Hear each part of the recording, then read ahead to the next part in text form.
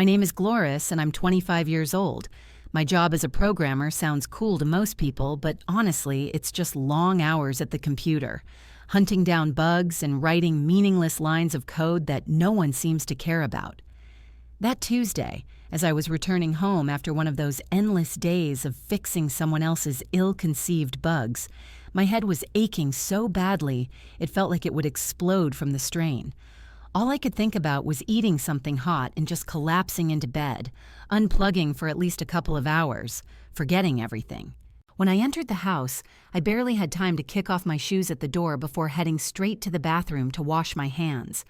They were covered in all that endless code and the burned-out nerves I'd been dealing with all day. The house smelled of stew, and I felt my stomach rumble with hunger. Mom's stew is always my go-to after work, and I could also feel how, despite the noise and endless conversations, a certain peace reigned at home again. And so I entered the dining room and plopped down at my usual place at the table. Dad was already there with my younger sisters, Sarah and Hannah. Sarah, who had always been smart and sensible, was looking through something on her tablet, and Hannah, as always, was chattering incessantly, trying to keep up with our conversations. I didn't even have the strength to greet them. I simply lowered my gaze and began piling food onto my plate. And then Mom cleared her throat. You know, that special preparation before an important announcement. When she does that, I always sense there's something coming up that I really don't want to hear. Standing by the stove, Mom looked expectantly at us all, then at me, and said in an even voice, "I have an important announcement that concerns everyone, especially you, Gloris." My stomach immediately went cold. I glanced at Dad. He was sitting silently, his hands folded on the table. His face was what I would call calm, as if before a storm. Sarah, who always strove to keep her composure, barely managed to keep a smile from creeping onto her lips. And Hannah, the youngest, began quietly teasing me, knowing that laughing at the wrong time was her specialty. I don't know why, but I was overcome with anxiety. I expected the worst. And of course, I guessed right. Mom said again, "We sold the house. We're moving out tomorrow." I froze, unsure what to make of it. The fork in my hand made a brief thud, landing on my plate. I tried to look as shocked as possible, but I still couldn't hide the confusion and fear that suddenly washed over me. What? When did you decide this? Why didn't anyone tell me? My voice had that note when you can't believe what's happening, as if reality itself had contradicted your expectations. "We're not taking you with us," Mom said with a cold smile that I could hardly call sincere. It was as if she didn't see that it was like a punch to my chest, as if my feelings didn't matter. Dad intervened, as if he'd rehearsed his role in this scene, which everyone had apparently carefully prepared. "You have exactly 1 month to find a new place and move out before the new tenants arrive," he said, returning to his plate without any emotion. I felt my stomach clench, and my breathing suddenly became ragged. All I could do was sit there, trying to figure out how I'd ended up in this situation, in this house, with these people. But I couldn't say anything. I just sat there and tried not to let on that I was churning inside. There was this white noise all around me. Dad, as always, trying to convey his moral lessons, my sisters laughing, oblivious to anything important in my reaction. New tenants, some group. Mom shrugged. Hannah, unable to contain her laughter, nearly fell out of her chair, imagining me on the street with my computer, like some homeless person with a laptop. I was ready to say something harsh, to object, to put everyone in their place, but instead I simply said quietly, "It's not funny." My voice was weak. Even I felt every letter shake. All my thoughts were a jumbled mess, and I couldn't understand why this was happening to me, why it was me, of all people, who didn't fit into their worldview. Dad leaned back in his chair as if summing up the conversation, and added coldly, "Crying won't help you now, Gloris. You should work harder, at least to earn enough to rent an apartment." There was no trace of sympathy or pity in his words, only a dry statement of fact. I couldn't respond. I couldn't find the words. I simply sat there, staring at my plate, trying not to show how hurt I was. And so it went on. They talked about moving as if I didn't exist, as if I were invisible. All the decisions had been made, and I had no say. When they finished dinner and continued their conversation, I barely whispered that I was tired and went upstairs to my room. As soon as I closed the door to my room, I couldn't hold back any longer. I threw myself face first onto the bed and buried my face in the pillow. Not because I was crying, but because I was trying to suppress the laughter that seemed to be my only reaction to what had just happened. My entire body trembled with the effort not to laugh out loud. I knew if they heard that laughter, everything would be ruined and my mask of restraint would collapse like a house of cards. But the truth is, I already knew all this. I'd known about the house being sold for 2 whole months. And no, I wasn't mistaken. I really did know, because I was the one who bought it. Well, technically, my company bought it, but for me, it made no difference. My parents, of course, had no idea that their own daughter was the very company to which they'd just sold their house. The moment they announced it, I sat at the table, huddled over my plate, my insides awash with mixed emotions, from bewilderment to schadenfreude. How I loved that moment, how I laughed inside. To understand why I thought it all was so perfect, I need to go back a bit. Life in our family had never been easy, and everything I experienced began with my parents making no secret of the fact that they loved my sisters more than me. There was no violence or anything like that. They never hit me or left me without food or shelter. But the favoritism was obvious. It pierced my entire life like a cold knife. Sarah was always the center of attention, and I was somewhere on the periphery. When Sarah turned 16, they threw her a huge party with friends, a professional DJ, tons of gifts, and sweet nothings. When I turned 16, all I got was a cake from the local grocery store and a few words, "Happy birthday," while they continued watching TV. I remember sitting at the table and trying not to cry, but I couldn't. I just couldn't fool myself. Sarah got a brand new car for her 18th birthday. I got $20 and a card that said, "Congratulations on your high school graduation." I could never understand why this happened, why I was always left out in the cold.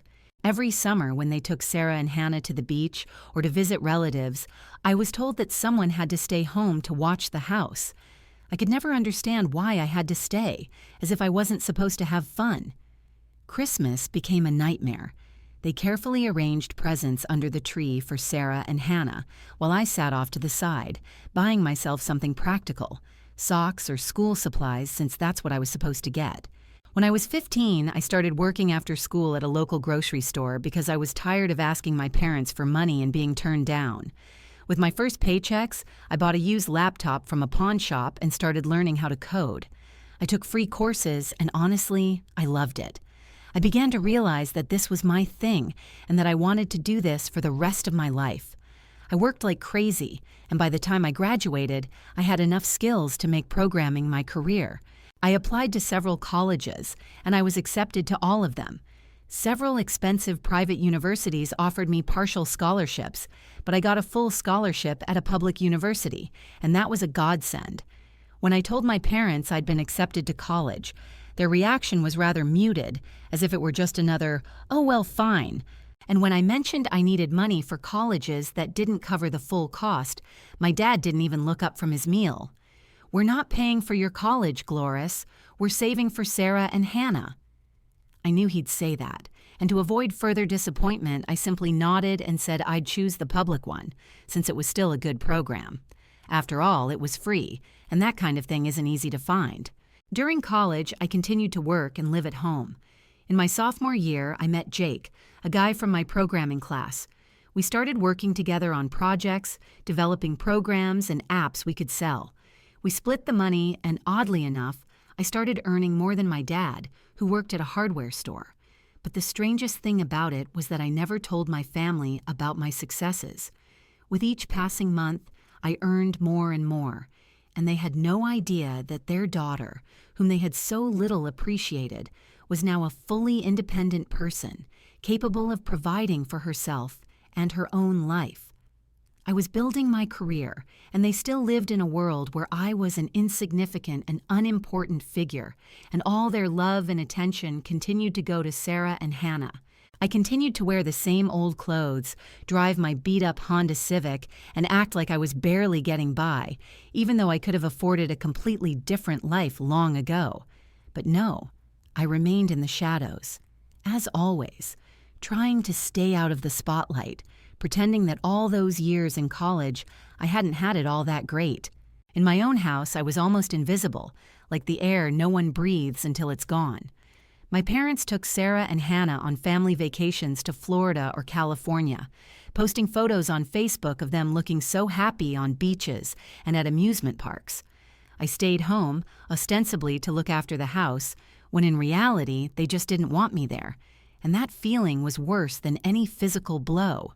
My birthdays were a nightmare. When my day came, I'd wake up and no one would even remember. Years passed, and this situation didn't change. Sarah and Hannah always threw grand celebrations with friends, decorations, and expensive gifts, while I woke up with one thought: this will be another day like all the others. By evening, when I'd already realized the whole day had been a waste of time, I'd buy myself a small cake at the grocery store, and only then would they remember it was my birthday, and quietly, with barely sincere regret, mutter, "Oh yes, happy birthday." It was terribly painful. For 4 years, I lived like this, as if trying to prove to myself and everyone around me that I could cope, that I could be independent and strong. I went to classes, came home, worked on projects with Jake in my room, hiding the fact that in reality, he and I were far from poor. We were making a decent living selling our software, even though it was just a small business. We created a few inventory management programs, simple accounting systems. Nothing revolutionary, but at the time, it was a major achievement for us, and we were getting paid for it. With the money I was earning from these projects, I could have afforded almost anything. But of course, I continued to play the poor girl who was barely making ends meet, because it was easier than revealing to my family that I might have already strayed far beyond the role I'd been forced into. When I turned 22, I graduated from college, and as I'd become accustomed to, none of my family came to the ceremony. Sarah had a volleyball tournament that day, and my parents said that was much more important. I certainly didn't expect them to support me, but deep down, I hoped that at least someday it would happen. Jake's family, who had always been there for me, invited me to join them to celebrate my graduation. And while it was nice, I still couldn't shake the feeling that my own parents had simply forgotten about me, as if I were an unimportant part of their lives. A few days after graduation, my mom, clearly annoyed, cornered me in the kitchen and told me that now that I'd graduated, I needed to start paying rent. $800 a month starting next week. I simply nodded, showing no emotion, and replied, "Okay." $800 was a ridiculous amount for me, since I earned so much more. But of course, they weren't supposed to know that. My mom added that I needed to start buying my own groceries, which she thought would be fine because they weren't a charity. I just chuckled to myself, not even trying to argue. After all, I knew I shouldn't show them how successful I was. They didn't know that Jake and I were actually working on something much more ambitious during my final months of college. We'd spent our entire savings starting our own software company. We rented a small, cheap office with 2 desks and terrible lighting, but it had decent internet, and that was enough. We lived on noodles and energy drinks for months, pouring every dollar we earned into the business, and our lives were reduced to night shifts and a struggle to survive. Jake's girlfriend thought we were crazy, and my family simply thought I was broke because I continued to wear old clothes and drive my beat-up Honda Civic. But then, when I turned 24, that's what happened. It took us 2 years to develop our supply chain management software, and frankly, we no longer believed it would work. We were exhausted, broke, and largely doubted our product would ever make it to market. But then everything changed.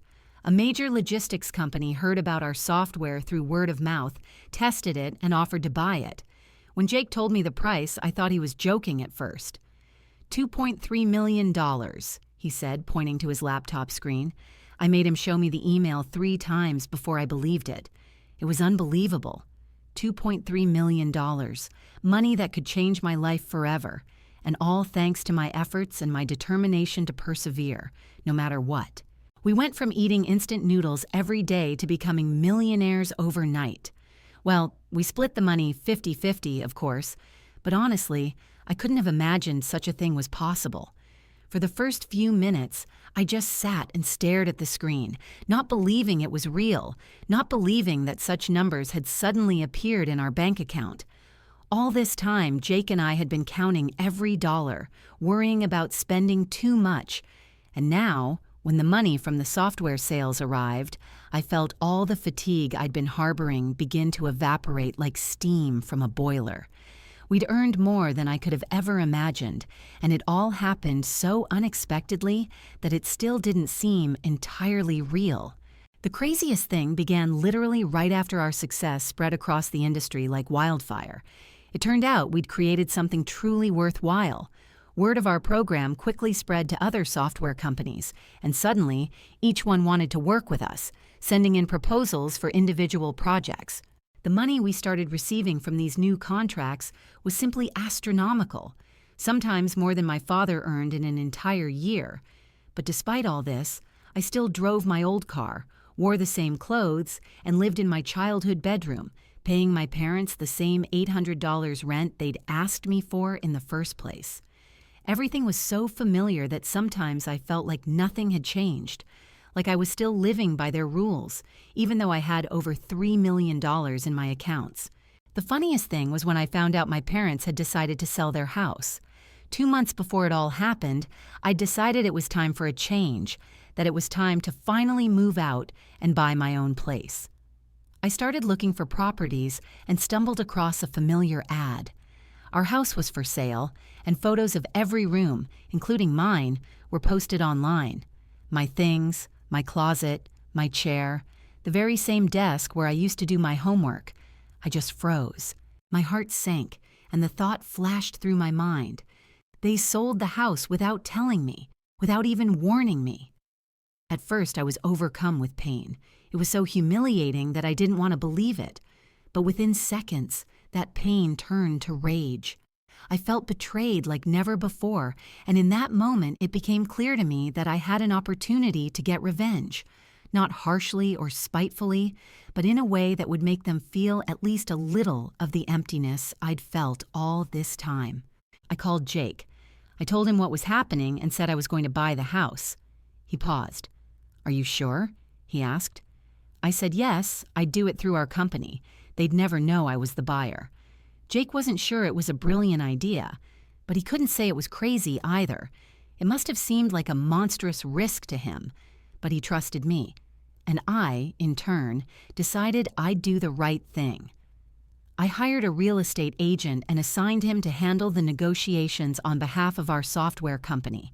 It never occurred to my parents that the buyer was someone from their family. They thought it was some random company looking to buy the house as an investment property. We negotiated for 6 weeks, and all the while they were making plans for the move. Sarah dreamed of moving closer to her college. Hannah was thrilled with the idea of getting a bigger room in the new house. They didn't know that, in reality, their new home would be me. And I sat at the dining room table and listened to their conversations, nodding, pretending I had no idea what was happening to me. Inside, I burst into laughter, but I held it in because I needed to keep everything secret. It's funny, but just as they were unpacking and discussing what they would do after selling the house, I overheard a conversation in the hallway. It was so stupid, so offensive, that they thought I didn't even notice. "I'm almost ashamed I didn't tell Gloris," Mom said. "She'll be shocked." Dad replied, "Maybe it will motivate her to do something. Maybe she'll start achieving something." I literally had to bite the pillow to keep from laughing. If only they knew their useless daughter was going to buy this house right out from under their noses and become its owner. The next morning, I woke up to the sound of a truck roaring outside. I looked out my bedroom window and saw my parents loading their suitcases into the car and the movers carrying boxes and furniture out of the house. It was like a movie. I just stood there and watched. They were moving everything except what was in my room and the basic kitchen appliances. The moment I stood there, everything seemed so obvious that I almost couldn't believe I hadn't realized I would be the one running their lives from now on. I got dressed and went downstairs, feeling a quiet tug and tighten in my chest, not from excitement, but rather from a strange sense of victory that still held a bitter edge, even if I tried to hide it from myself. Mom stood in the now nearly empty living room, checking off her list of what remained to be packed, and as soon as she saw me, her face broke into that same fake, sweet smile she usually gave me in moments when she couldn't just breathe and be honest. "Well, Gloris, that's it," she said, walking up to me and standing right in front of me. Her words sounded as if she expected me to burst into tears or run after her, begging her to stay, but instead I simply looked her calmly in the eyes. "We're leaving. Do you understand? You have exactly 1 month until the new owners arrive, and I suggest you start looking for an apartment today." I did my best not to show any nervousness, if there was any. My face was frozen like stone. I tried to portray the saddest and most worried expression possible, to somehow convey that it affected me.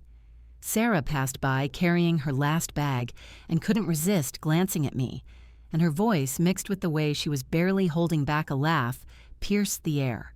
"Good luck finding a place you can actually afford on your salary. Maybe you can find a good cardboard box somewhere." Hannah didn't stay silent either, giggling as she added, "Or she could live in her car." I felt anger burn through me, but outwardly I remained stone cold, as if none of this concerned me. Their cruel jokes, their arrogance, it was all part of their usual game, one in which I always lost. But there was no point in proving anything now, because I knew things would be different. "Oh, wait," Hannah continued. "That piece of junk probably won't even start half the time."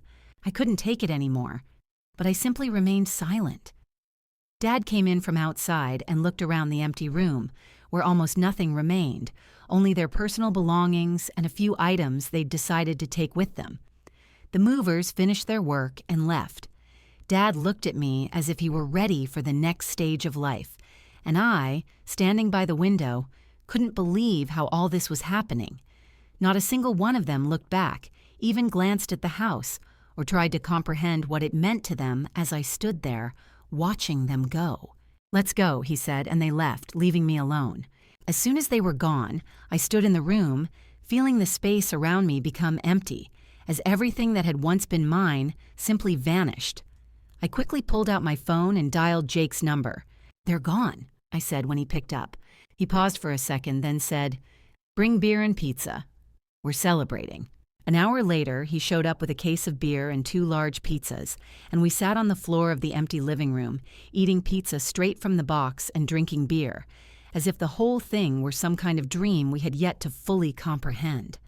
Jake was still shaking his head, his expression somewhere between astonishment and admiration. "I still can't believe you actually did that," he said, unable to comprehend how it was possible. "Your parents sold you their house and don't even know it," he added, and I felt a slight, almost elusive pleasure at the thought. "The best part is, they think some random company will kick me out in a month," I said with a grin, taking a long sip of beer. "They have no idea I own this place now." Jake laughed, looking at me with undisguised admiration. "You're completely cunning," he said, but his eyes glittered. "Remind me never to get into your bad situations." We spent the whole day planning what I wanted to do with the house. Honestly, I didn't want to change anything. This house was a part of my life, a part of memories that now needed to be preserved, albeit with some changes. Of course, I needed to get rid of the feeling of emptiness that remained after they left, so I decided it would be right to buy some new furniture. I went shopping for the first time in my life without worrying about money. I bought a huge sectional sofa, a big screen TV, a dining set, new appliances for the kitchen, and even a coffee machine that brewed perfect espresso.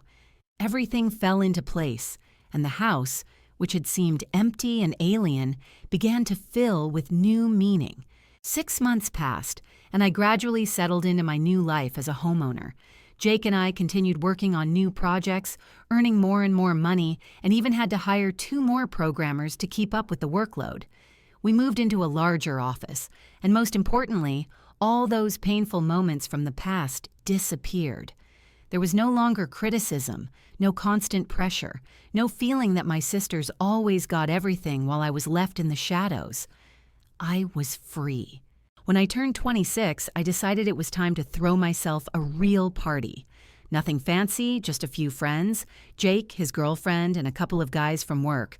We ordered way too much food, played games, and simply enjoyed the moment, which felt so real and genuine. We could celebrate not because we had something special, but because, in that moment, we felt like it was exactly what we deserved. It was my first birthday in years, and I honestly didn't expect anyone to remember since my parents and sisters didn't call or text me, as they always did. In the past, they'd never asked how I spent my birthdays, and I had no reason to think this time would be any different. And so it was. I got up in the morning, made myself a cup of coffee, and went about my life, focusing on what was in front of me, not on what I wasn't getting from others. There were no surprises or birthday cakes that day, just a strange sense of lightness, as if I'd finally learned to let go of the past. About a week later, while I was at work, I felt my phone vibrate on my desk, and when I glanced at the screen, I saw it was my mom calling. I almost didn't want to answer since, frankly, I didn't know what to say to her after everything that had happened. But curiosity got the better of me, and I picked up the phone anyway. "Hi," I said, trying to sound neutral, almost bored. "Gloris, what's going on?" Mom's voice was sharp and angry, as it always was when something was bothering her. "Mrs. Peterson from next door called me yesterday. She said you're still living in our old house. She said she saw the new furniture being delivered and that your car is still parked in the driveway every night. Is that true? Haven't you left yet?"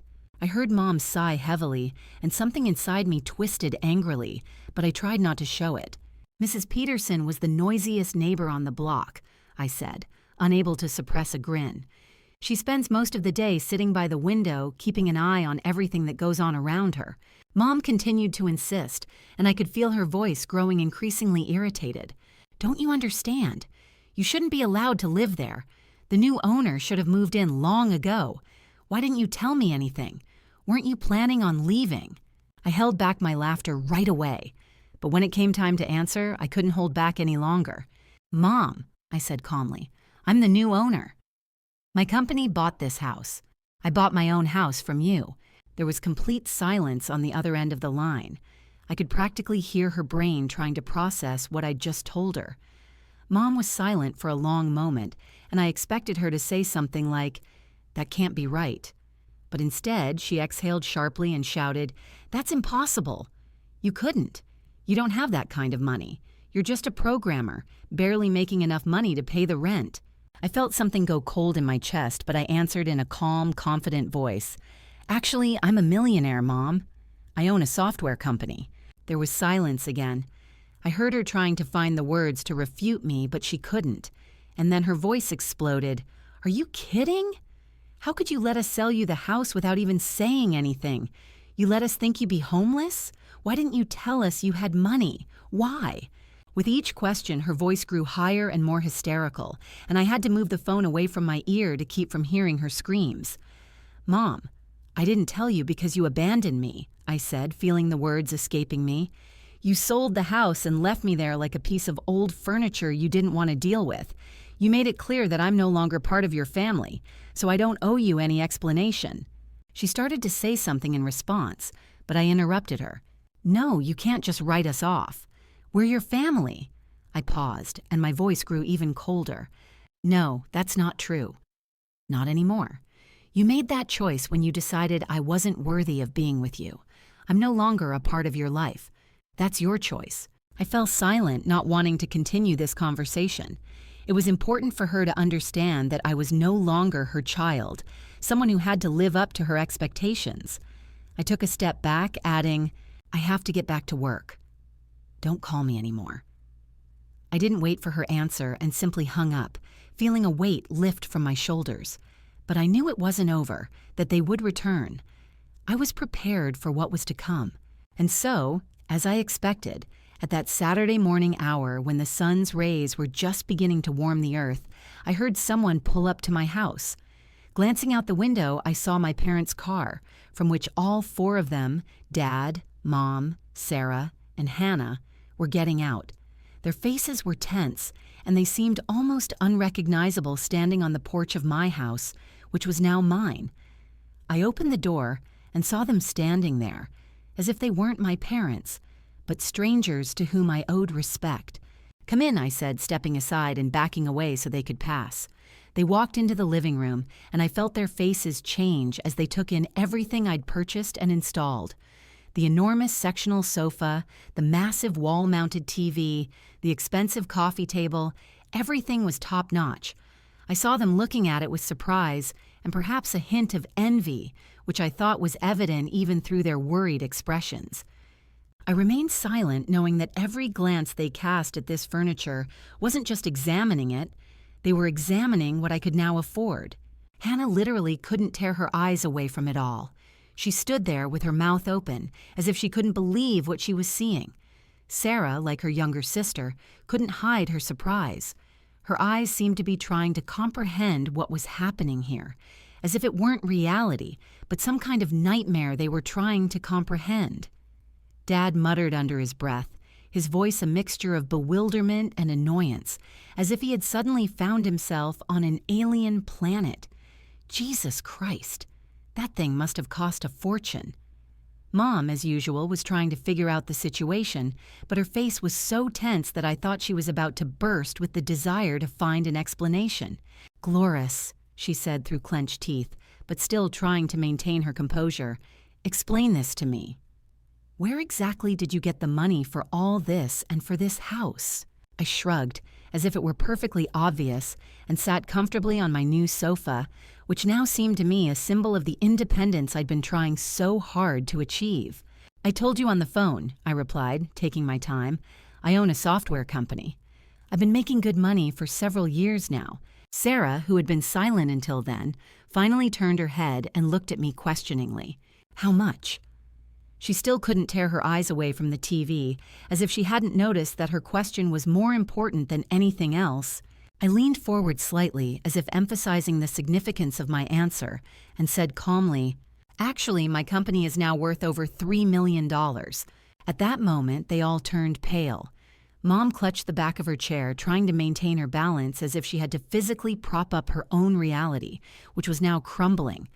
Dad turned white as a sheet, his lips barely moving as he quietly repeated, "3 million. That's impossible," Mom almost screamed. I could feel her trying to find some kind of justification for what I'd just said, but it seemed her mind refused to accept it as truth. "It's entirely possible, Jake," I said, watching her expression. "I started a company back in college. We sold our first major program for over $2 million, and it's only been growing since then."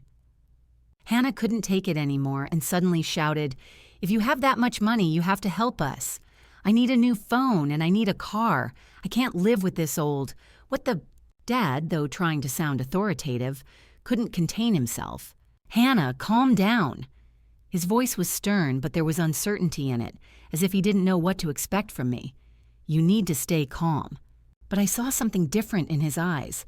His gaze was full of something I'd never seen before. Maybe something like envy, or even fear. I stood motionless, simply watching as they began to gather their thoughts. Mom tried to speak again. "Gloris, we need to have a serious talk." Her voice became quiet, almost pleading. "We've been having financial difficulties lately." The new house turned out to be more expensive than we expected, and Sarah's college tuition is due next month. We don't have enough money to cover this.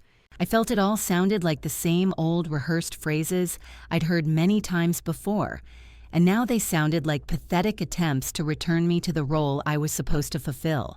"We need you to give us some money," Mom continued. "It's the right thing to do because we're your family." I looked at them, at my parents, who sold me this house, at my sisters, who seemed to think I now owed them for their senseless claims. And in that moment, I felt an incredible sense of irony wash over the whole scene. Everything I'd been through, everything I'd endured in my attempts to escape their power, now they came to me with open arms as if nothing had happened. I couldn't understand how they could be so blind, so unaware. "Let me clarify the situation," I said slowly, containing my irritation. "You sold this house. leaving me here like I was just another piece of furniture you didn't want to mess with. You told me I had a month to move out before the new owners kicked me out. You laughed when Hannah said I'd be living under a bridge. Mom tried to speak again, but I interrupted her. And now you want me to give you money? Her lips twitched, and she fell silent again. Dad, who was standing next to me, seemed at a loss for words. His face was pale, and his words sounded unconvincing. We didn't know you had money then. I couldn't take it anymore. If you'd known you were taking me with you, you would have definitely treated me differently. You really would have acted like I was your daughter. I exhaled, as if my own words had burned me. But you didn't. You just took your money and continued treating me like trash. Dad tried to object, but something in his voice didn't sound confident. That's not true. Really? Because for the last 10 years, you've made it clear that Sarah and Hannah are the most important, and I'm just a nobody. You took them on vacations and left me at home. You celebrated their birthdays and ignored mine. You pay for their classes and tell me to make my own decisions if I need anything. Sarah finally spoke, but her voice was no longer as confident. That's not what we meant. I laughed, and it didn't sound human, but rather like a sharp, almost cruel sound that seemed destined to shatter the silence that hung in the room. Yes, you did it. And you know what? It doesn't matter anymore because when you left me here, among these empty walls, when you didn't even bother to take me with you, you made one thing clear. I'm not part of this family. I'm not your daughter. I'm not your person. I don't owe anyone, and you don't owe me anything. So, Mom, Dad, Sarah, and Hannah, I'm sorry, but I don't owe you anything. Mom's eyes filled with tears, and I could see them rolling down her cheeks as the despair she'd once tried to hide now burst forth. Her face turned pale, but it didn't touch me. She reached out to me, as if trying to pull me back to the place where I'd once been her little girl, but I knew it was all empty. She spoke those words that sounded so banal and yet so deeply wrenching. Gloris, please. We've made mistakes, but we're still your family. We love you. Your tears mean nothing to me, I said coldly, with such indifference, as if this entire conversation had been nothing more than an exercise in hypocrisy. You should have thought about that before you decided I wasn't worth taking. I turned and walked to the front door, opening it as if to show that everything had already been decided, that there was no turning back for us. They were here in my house, but they still felt like strangers, and I felt like it was time to get rid of this intrusive presence. I think it's time for you to go, Gloris, Dad said, his voice shaking slightly, but there was no strength, no confidence, only weakness and confusion.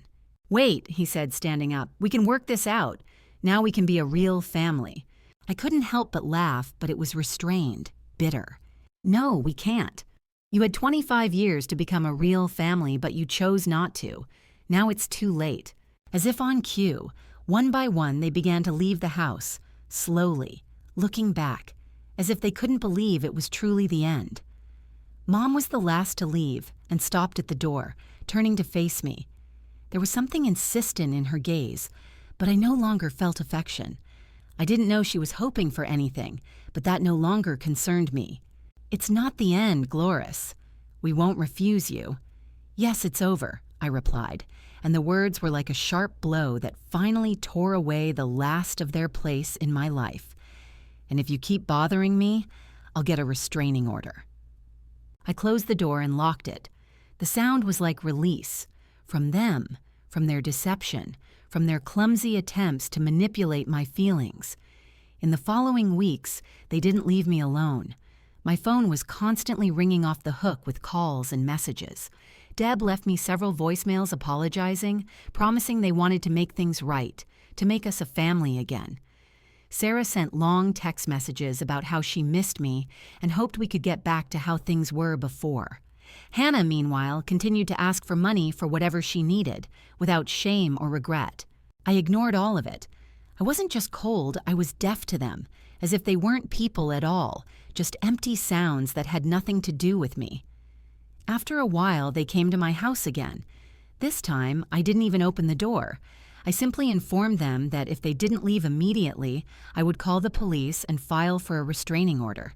They finally realized I wasn't joking. At that moment, everything became clear. They couldn't interfere with my life anymore. They stopped bothering me. 6 months have passed since then. I live my own life. I live the way I want, and this feeling of freedom has been incredibly sweet. Jake and I have expanded our business and are now earning more than ever. I bought myself a new car, went on vacation to Europe, and am considering buying a beach house. A couple of days ago, Aunt Linda came to visit. She was always the peacemaker in the family, the one who tried to smooth over rough edges and mend broken threads. She sat down with me over a cup of coffee and said, "Gloris, dear, I think you should consider forgiving your parents. They know they made mistakes, and they really do want to make things right." I shook my head, feeling the old pain tightening inside me again. "I don't want to see them anymore," I replied, unsure how much strength there was in my words, but knowing I didn't want to return to that world of lies and manipulation. "Aunt Linda, I'm done with all of this." She looked sad but didn't insist. Before leaving, she hugged me. Her embrace was warm, but her words remained as gentle as ever. "I understand why you feel that way," she said. "I just hope that someday you'll be able to come to terms with this." I just nodded. I've already come to terms with it. I have a successful business, my own home, and real friends who truly care about me. I don't need people who only want to be around when I can do something for them.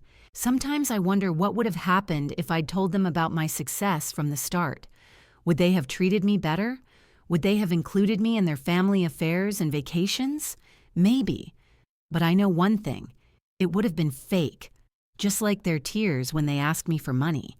They would have been kind to me only because I could give them something, not because they truly loved me. In fact, buying this house was the best decision of my life. Not only because now I have my own place to live, but also because it showed me who my family really is. She showed me that I was strong enough to stand up for myself and build my own life, and I didn't need anything else.